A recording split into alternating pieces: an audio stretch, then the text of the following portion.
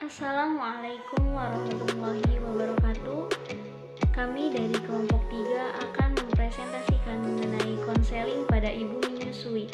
Tugas ini diajukan untuk memenuhi salah satu tugas kelompok mata kuliah konseling dengan dosen pengampu Ibu Sheila Ajmia SKM MKM. Kelompok 3 beranggotakan 3 orang, yakni Dede Triswanto, Ira Monika Suci, dan Ruke Bersiliani. Dalam materi konseling untuk ibu menyusui, kita perlu mengetahui pengertian dari menyusui. Menyusui adalah proses pemberian susu kepada bayi atau anak kecil dengan air susu ibu ataupun ASI. Adapun menurut Sutanto, manajemen laktasi adalah segala upaya yang diusahakan untuk membantu ibu mencapai keberhasilan dalam menyusui. Menurut teknisnya, menyusui ini terbagi menjadi dua pengertian. Pertama, ada menyusui prolaktin dan yang kedua menyusui oksitosin. Produksi ASI dengan hormon prolaktin ini disekresi setelah menyusui untuk menghasilkan ASI berikutnya.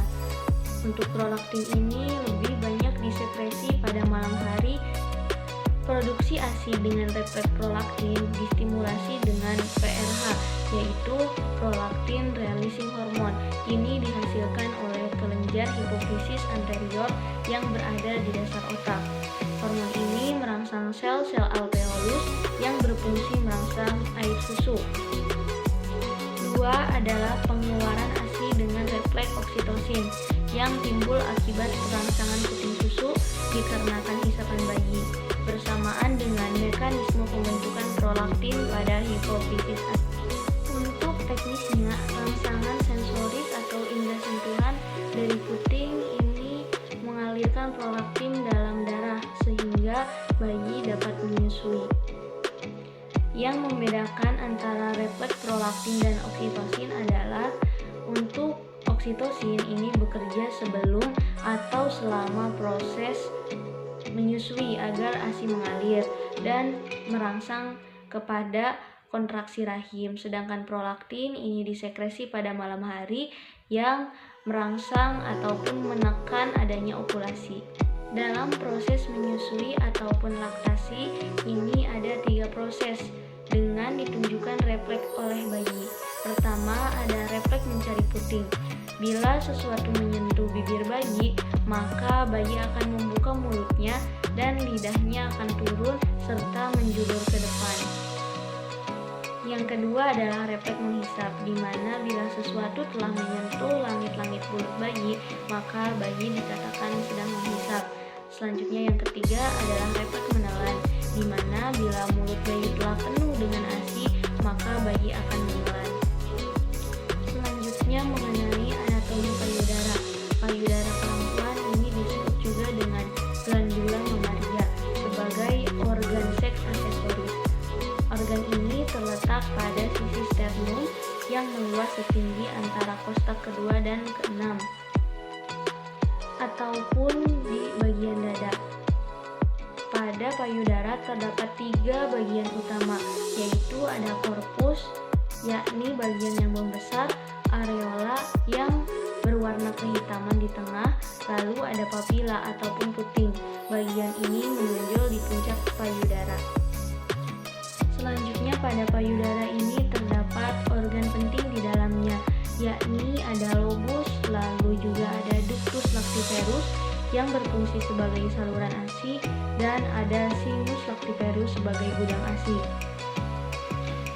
Manfaat ASI diantaranya adalah pertama, untuk bayi ini sebagai makanan terbaik yang mudah dicerna dan sesuai dengan pencernaan bayi. 2. Memberikan kekebalan tubuh alami bagi bayi untuk mencegah infeksi.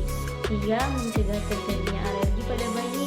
4. Menunjang perkembangan rahang gigi dan gusi.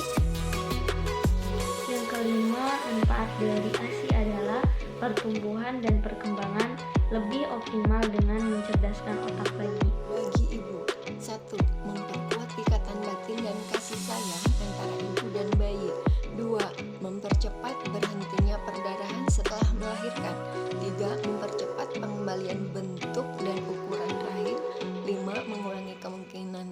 terjadinya kanker payudara. 6. Menghemat pengeluaran uang karena ASI gratis. C. Faktor yang mempengaruhi menyusui. 1. Karakteristik ibu. Kementerian Pendidikan dan Kebudayaan tahun 2016 menjelaskan arti kata karakteristik adalah sifat-sifat kejiwaan, akhlak, atau budi pekerti yang membedakan seseorang dari yang lain, tabiat, watak.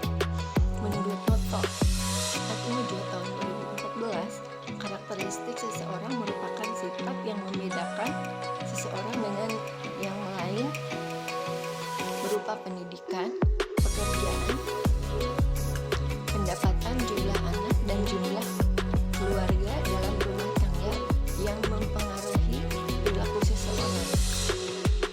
Karakteristik ibu yang akan dicari dalam penelitian ini adalah umur ibu, paritas, dan pendidikan. A. Umur adalah lamanya usia ibu yang terhitung mulai saat dilahirkan sampai berulang tahun.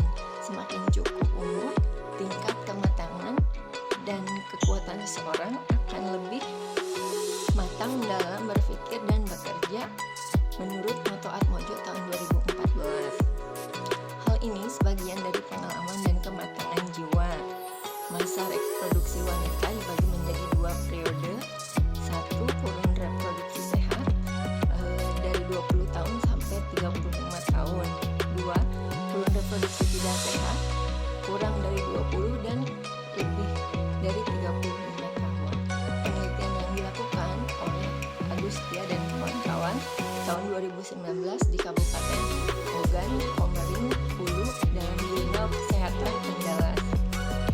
Didapatkan umur ibu merupakan salah satu faktor yang mempengaruhi keberhasilan menyusui pada ibu bekerja. Umur mempengaruhi bagaimana ibu menyusui mengambil keputusan dalam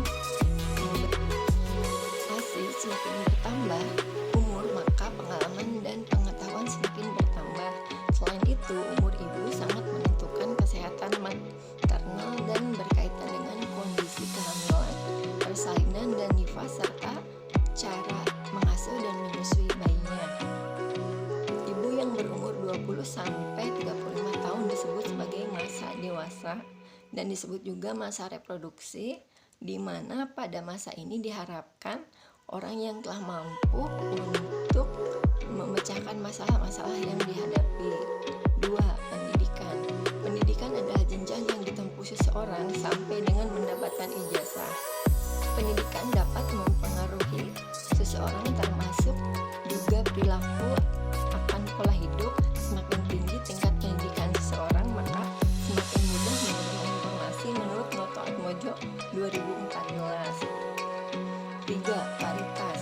Menurut Badan Kependudukan Keluarga Berencana Nasional tahun 2011, paritas adalah jumlah anak yang pernah dilahirkan hidup, yaitu kondisi yang menggambarkan kelahiran sekelompok atau kelompok wanita selama masa reproduksi. Klasifikasi jumlah paritas dibedakan menjadi A. Nullipara adalah perempuan yang belum pernah melahirkan anak sama sekali. B. Primipara adalah perempuan yang telah melahirkan seorang anak yang cukup besar untuk hidup di dunia luar. C. Multipara adalah kemampuan yang telah melahirkan seseorang anak lebih dari satu dan tidak lebih dari 5 kali. D. Grande multipara adalah perempuan yang telah melahirkan 5 orang anak atau lebih. 4. Ibu yang bekerja. Ibu yang bekerja adalah seorang ibu yang bekerja di luar rumah yang memiliki penghasilan. Ibu yang bekerja seringkali mengalami hambatan dalam pemberian ASI eksklusif karena jam kerja yang sangat terbatas dan kesibukan dalam melaksanakan pekerjaan serta lingkungan kerja ibu yang tidak mendukung. Apabila ibu memberikan ASI eksklusif, nantinya akan mengganggu produktivitas dalam bekerja. Kunci keberhasilan dari ibu yang bekerja namun tetap memberikan ASI eksklusif yaitu dengan memberikan ASI perah atau pompa pada bayi selama ibu bekerja, menurut Rusli tahun 2008. Ibu yang bekerja terutama di sektor formal seringkali kesulitan memberikan ASI eksklusif kepada bayinya karena keterbatasan waktu dan ketersediaan fasilitas untuk menyusui di tempat kerja.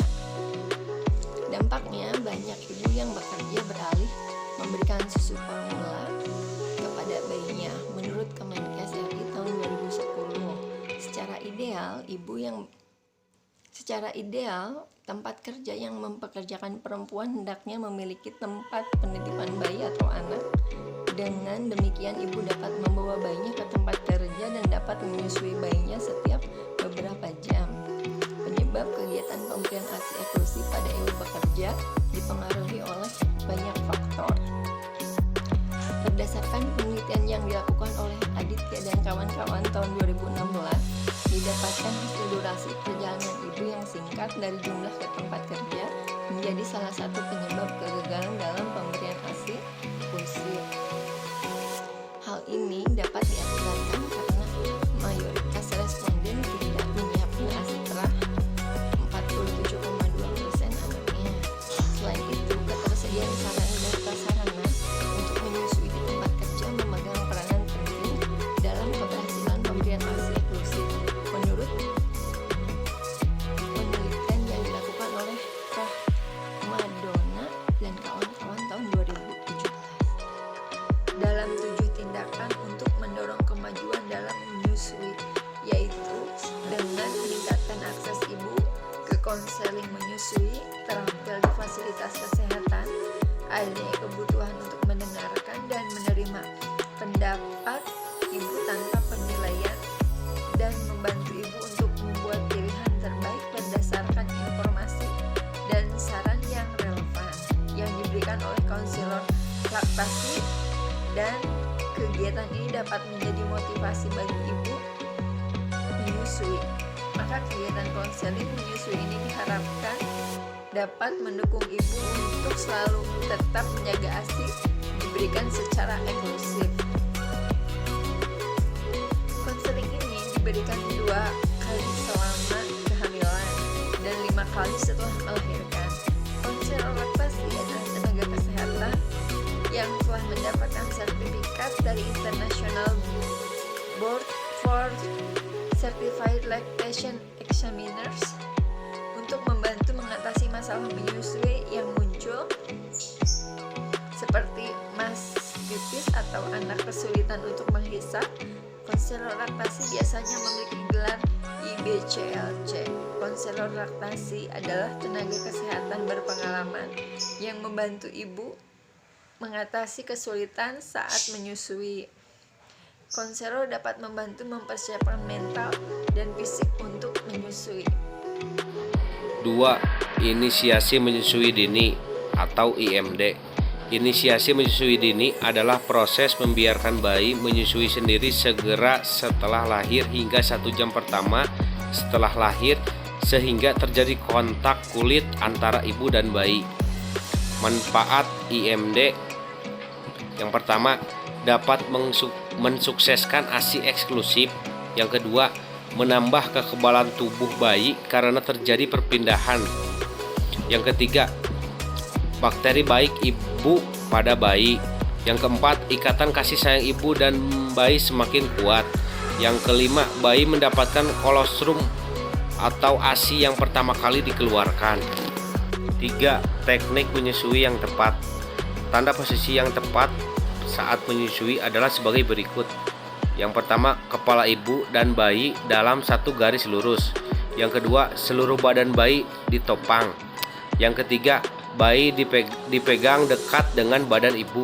Yang keempat, bayi mendekat pada payudara ibu.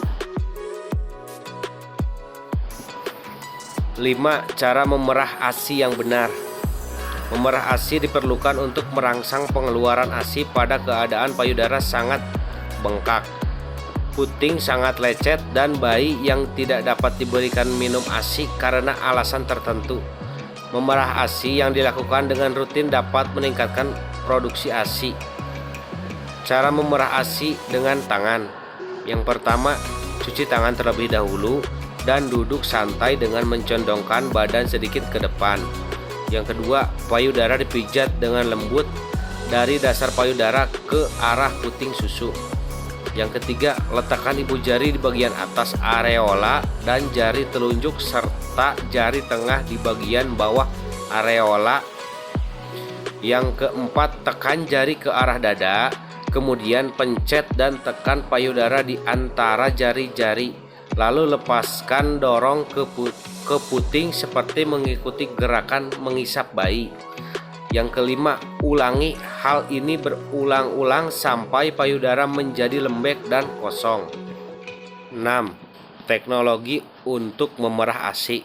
Selain menggunakan tangan, memerah ASI dapat dilakukan menggunakan pompa ASI. Memerah ASI menggunakan pompa dapat dilakukan dengan pompa manual ataupun menggunakan pompa elektrik. Yang ketujuh, masalah dalam menyusui dan cara mengatasinya. Puting lecet dan nyeri, penyebabnya kesalahan teknik melepaskan puting dari mulut bayi. Cara mengatasinya, lepaskan puting dengan cara memasukkan jari kelingking ibu ke mulut bayi atau menekan dagu bayi ke bawah. Payudara mengalami bengkak, penyebabnya bayi tidak terlalu sering menyusu sehingga ASI tertumpuk di payudara. Cara mengatasinya, lakukan pemijatan pada payudara dengan kedua tangan menggunakan minyak oil dari arah pangkal payudara menuju puting. Kemudian kompres payudara menggunakan lap handuk yang telah direndam dalam air hangat dan air. Bentuk puting melesak ke dalam atau puting tidak keluar. Penyebabnya biasanya keadaan bawaan dari lahir. Cara mengatasinya, melakukan tarikan pada puting secara terus-menerus dengan memutar ke kiri dan ke kanan, kemudian tarik keluar. Akan lebih baik jika penarikan puting dilakukan pada usia kehamilan di atas 5 bulan. Saluran ASI tersumbat, penyebabnya kurangnya rangsangan untuk mengeluarkan ASI. Cara mengatasinya, susukan semua ASI hingga kosong. Kalau bayi sudah tidak mau menyusu, pompa ASI agar keluar, kemudian simpan ASI untuk digunakan saat bayi membutuhkan. Selain itu, bisa juga dengan mengkompres payudara dengan air hangat dan air dingin bergantian. Terima kasih. Sekian presentasi dari kelompok kami, semoga bermanfaat. Billahi taufiq wal hidayah. Wassalamualaikum warahmatullahi wabarakatuh.